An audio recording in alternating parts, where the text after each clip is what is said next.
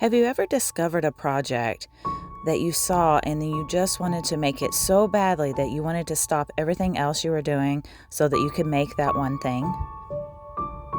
Because that's what happened to me. Hi everyone, and welcome to the Red Brick House. If you're new here, my name is Susan, and I like to make things on this channel and share them with you. And I am very excited to share this with you because I have found something new that I just cannot wait to start knitting. I have been watching a YouTube channel, a lovely channel, a lady called Christine Vike. I hope I'm pronouncing that right. But she has a wonderful channel all about crafting, and in one of her videos she was wearing this, to me it looked like a scarf that crisscrossed over her chest, and I just thought it was beautiful, and I was like, I have to have one of those. What is that she's wearing? Because I want one. And then she mentioned what it was in one of her videos, and so I looked it up because I had never heard of it before, and it's called a Sontag, or some people say Sontag. I'm not really sure how to pronounce it. We'll just call it a Sontag for this video. And so I looked it up, I did a little bit of research, and I found out that it is named after a woman who was an opera singer in Germany, I believe, back in the maybe 1700s. Don't quote me on that. I think if I'm remembering correctly. And she kind of made it popular. She was known to wear them, and I'm guessing it's like anything, you know, other ladies saw her wearing one and thought, oh, I love that, I want one of those too, so I'm going to figure out how to make it. And that's probably how it became popular. If you are familiar with this, you might be familiar with this pattern right here. This is the pattern I'm going to be using.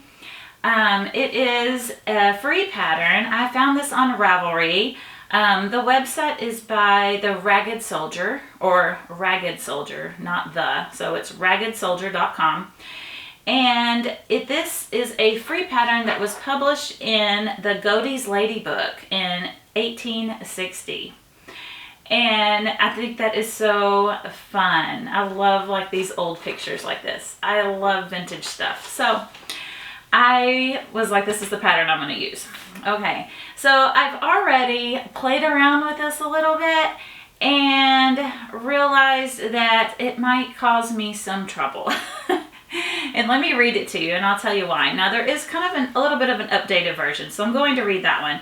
And the instructions are to cast on 35 stitches, knit 5 stitches, and then purl 5 stitches, thus forming the blocks. Knit 5 rows in this way, increasing 1 stitch at the beginning of each row. Knit the second row of blocks, alternate with the first. Knit until you have 18 alternating blocks, which forms the back. Okay, I'm not going to do that.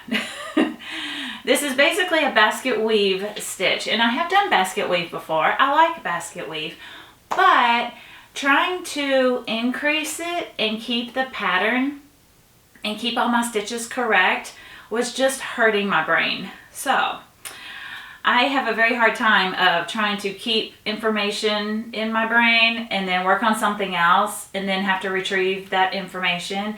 I have an ADD brain. Sometimes things like that are just, it just doesn't work. So I do want to knit this basic pattern later on, and maybe I'll make another video about that later on, how I'm going to help myself do that in case you struggle with the same thing, because I know I can't be the only one that struggles with stuff like that. But for this pattern today, I'm going to keep it simple. I'm going to focus on the construction of the garment, so I am going to be following the pattern for that. However, I'm going to be doing this shawl in a garter stitch, and so that's how I'm going to do it. Like I said, I'm going to follow this pattern very loosely. And so this Sontag shawl, I think it's perfect for me because I love shawls. I think they're beautiful. I've made one before, but I can never figure out how to wear them and like look nice, like without them shifting and moving around. Maybe I just move around a lot, I don't know, but they always feel like they're falling off my shoulder or something, and I end up tying it like around my neck and looking like a weirdo. So I I just cannot manage to wear them like they're supposed to be worn, I guess. I don't know. And so when I saw this shawl, it's what drew me to this, because it fastens in the back. This particular pattern fastens in the back with a button, or you can make an I-cord at the end and you can tie it around your waist and have a tie. And so it secures it to your body. And I love that. And it also keeps your arms free, which I also love, because I cannot stand anything like constricting my arms. I don't like heavy coats or bulky coats or stuff like that. I would just rather be cold. So this just spoke to me when I saw her wearing it on her YouTube channel. Go check her out because she is fantastic. That was Christine Vike. And I just loved it. And so I'm really excited to make this because I think it's going to be very helpful for me as something I can wear when you just need a little something extra. You know, I think it's perfect for the springtime, the weather changing, or in the fall too, because sometimes it's a little cold in the morning or in the evening when you're out and you just need a little something extra. And I also don't think it's going to take terribly long to knit like a sweater would. It would take me a long time to do a sweater. I don't know about you, but I made my daughter a sweater, and it takes a while to make one, and this is not a full-on sweater, so I think it's going to take a lot less time as well. So I think it's just going to be perfect. I hope it turns out the way that I want it to. So anyway, without any more talking, because I've talked enough already, I know, so let's just get right into it.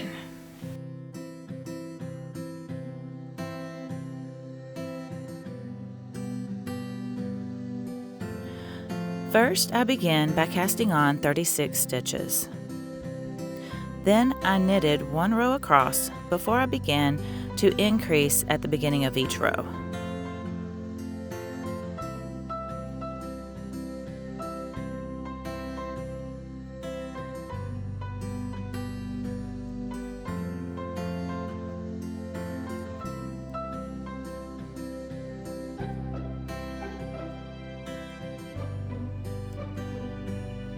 To do the increase, I slipped the first stitch and then I raised the bar between the two stitches and I knit it through the back loop. I will repeat this process of knitting and increasing until I have enough fabric for my back.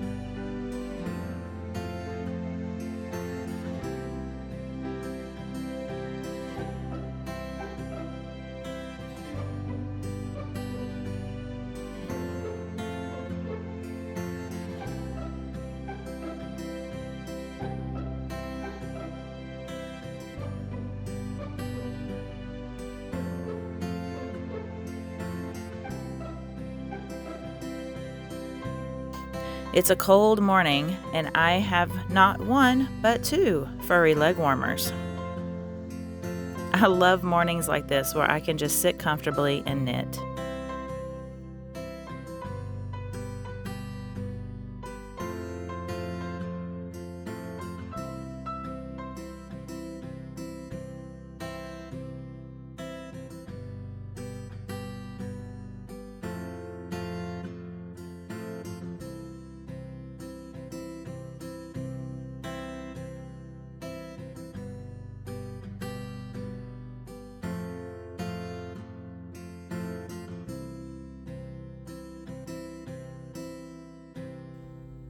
Okay, it's the end of the day now. I just wanted to show my progress. I think I'm about maybe a little more than halfway up the back. I'm quite tired now. It's been a very rainy and cold day, and it's the weekend, so I just had a lot of time to just work on this today, which was fantastic. But I wanted to tell you that I think that my gauge is quite big for this pattern. I think it was intended to be way smaller than this. I am using the needle size that is suggested with this yarn. I believe it's a US 9. And I'm kind of a loose knitter, and typically I usually size down from whatever is recommended because I already know that I have frogged lots of things because the weaving or the knit was too loose. But the thing is that these needles are a set of needles that you can, detach and put the size on that you want. But the needles that I needed that were a size smaller, they're tied up in another unfinished project right now. So that wasn't possible. So I was hoping it would work out, which I think it has, because you know what? I'm not a small person. So this is fine with me. I think that if it goes up and it's kind of hangs off my shoulders, I'm really not that concerned about it. I think it will just, it'll just be a little bit oversized, and that'll be fine. Now, if I lose weight and it feels like it's too big, maybe next winter or something, I can always, make another one or downsize it or something. And so anyway, I'm just going to keep going. I'm not going to change it. I'm going to keep going until I finish it, just like the pattern had suggested to, keep increasing. That's what I'm going to do. And I'm going to get some sleep. And tomorrow I will start working back on it again.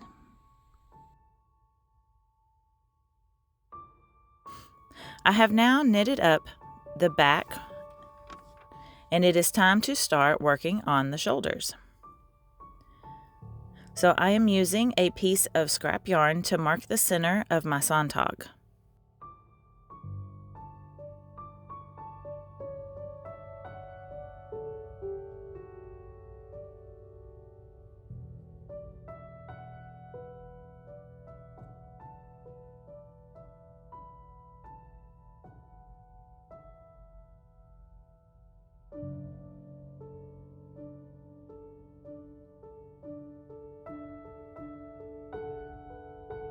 Now that I have the center, I am going to eyeball where I want the shoulders to be.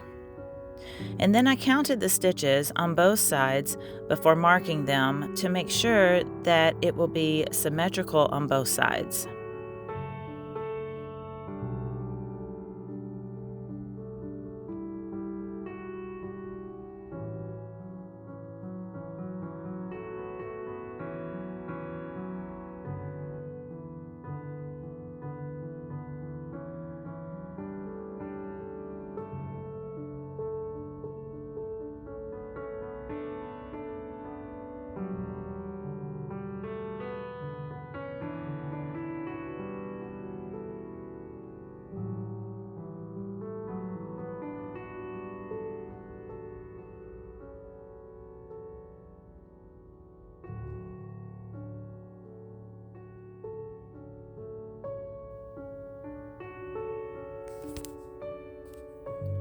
So this will be the collar, and now I need to knit across and bind off those middle stitches.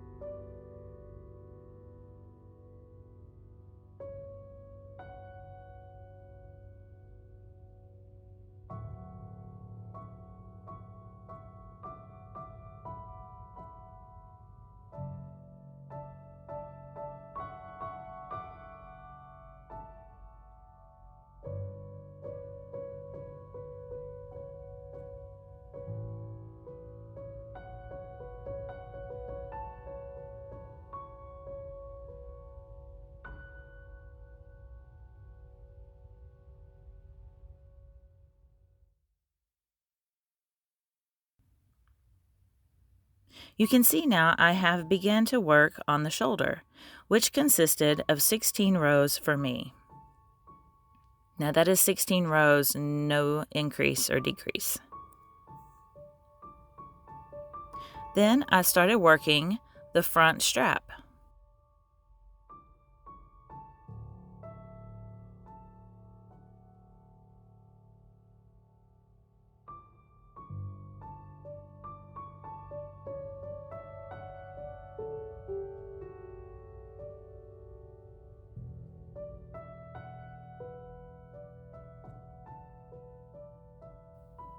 And of course, my helper is always close by.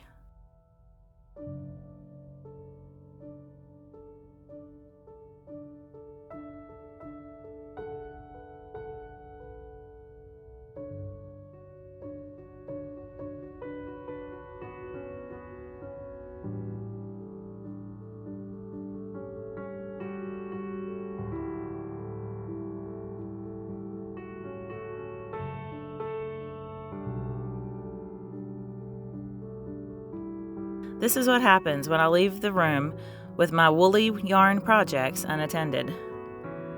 I want to work on it, but he's so stinking cute, I just can't. He has claimed this project for his own, I think.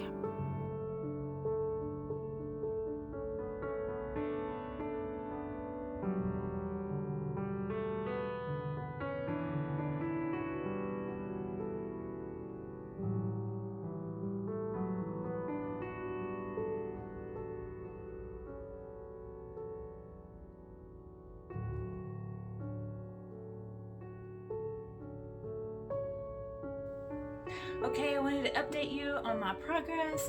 So I made it to my shoulder now. I finished the back and I've come up here. Now the pattern says to decrease once every 4 rows.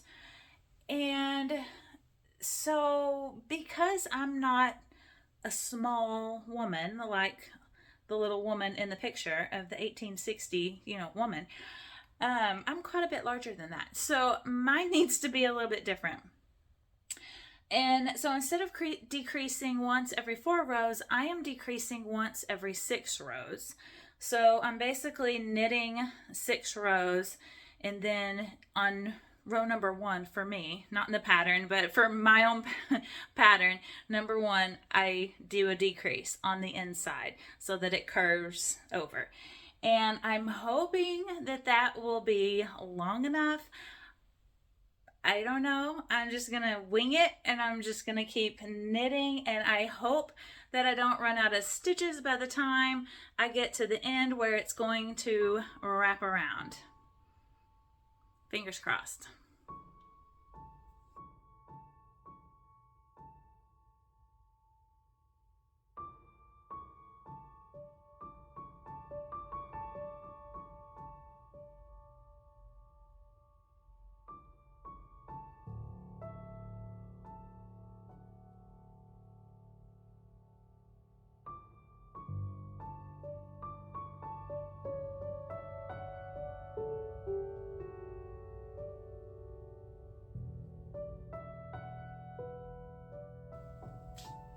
Okay, I'm back with a little bit more progress. So it became apparent to me that as I got to about right here, a little further down, maybe about right here, I realized that I was going to run out of stitches before I had enough length to go all the way around. And so instead of ripping it out back to the shoulder and starting over with my decrease, what I did is that I just knit the same amount of stitches. I didn't decrease, and I just knit until I got around to this side over here, because I only needed to go to the middle. So I made it about like right around here, and then I started decreasing 1 every 6 rows. And so you can see the decrease there, because really it's going to have a border around it, and so I don't really think it's going to be that noticeable. Also, this is where the 2 pieces are going to crisscross each other, so I don't think it's going to be noticeable at all that this is just one solid piece and no decreasing or anything. So that was what I did. That's how I problem solved through this problem. These are the things you run into when you're trying to make a pattern fit you, and so it happens. So I'm going to make this side the same way I did this one. I made sure to write it down and make notes so that I knew exactly how to do this one so it would be symmetrical. So I'm going to get that done, and then I'll come back when I'm ready to do the border. Now, if you were thinking that maybe I should have found a pattern that was already my size, yes, that would have been much easier, but I do like a challenge. Now I am starting the border. I'm going to do a crocheted scalloped edge. So I will work my way all the way around with a single crochet, and these are American crochet terms.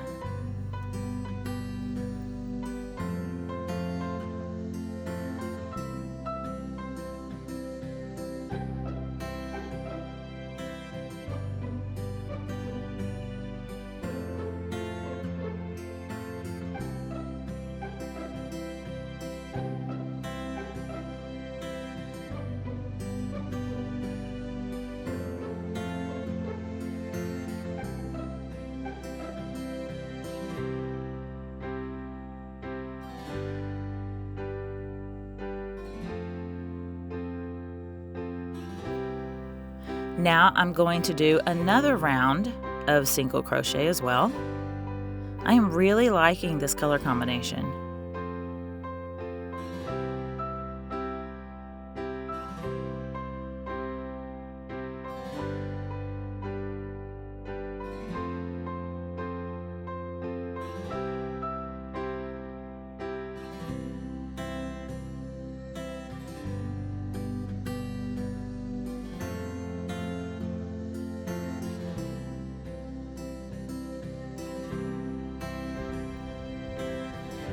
Today was such a beautiful day, I just had to take my work outside and enjoy this unseasonably warm day.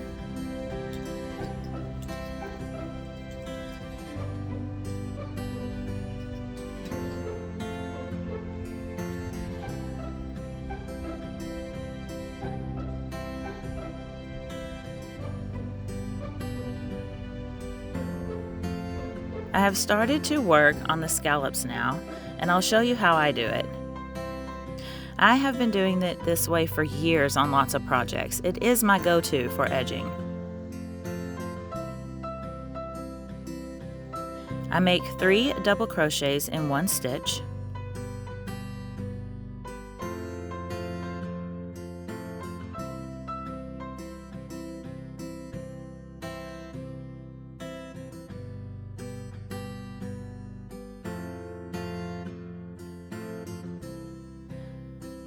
Skip 2 stitches and then slip stitch the next stitch, and then I just repeat that all the way around.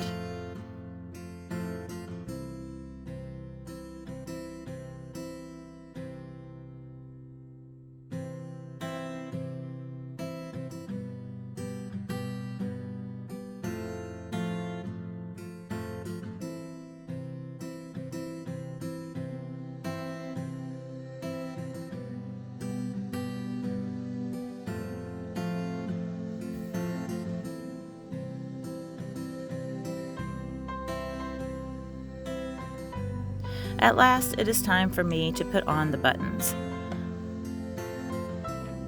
I wanted my Sontag to fasten to the back of the shawl, so I will try to make my buttons somewhat symmetrical, but I am going to eyeball it. Now I'm not making any loops for the buttons because I feel that I can just fasten them into my crocheted edge.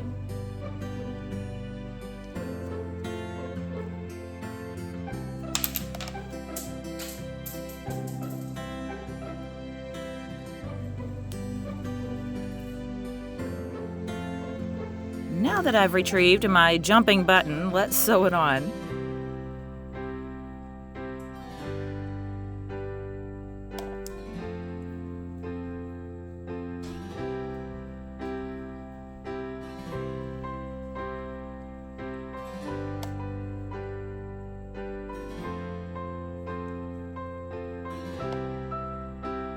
I sew it on like you would any other button, except I like to take a stitch through the knitwork on the back of the button there before coming up through the button to the top, just to make it more secure. And here it is. I do wish the straps were a bit wider. I think it would have helped if maybe I had made the collar a little bit smaller and not as wide, and then that would have added more stitches to my shoulders. But I will wear it as it is for the rest of this cold season.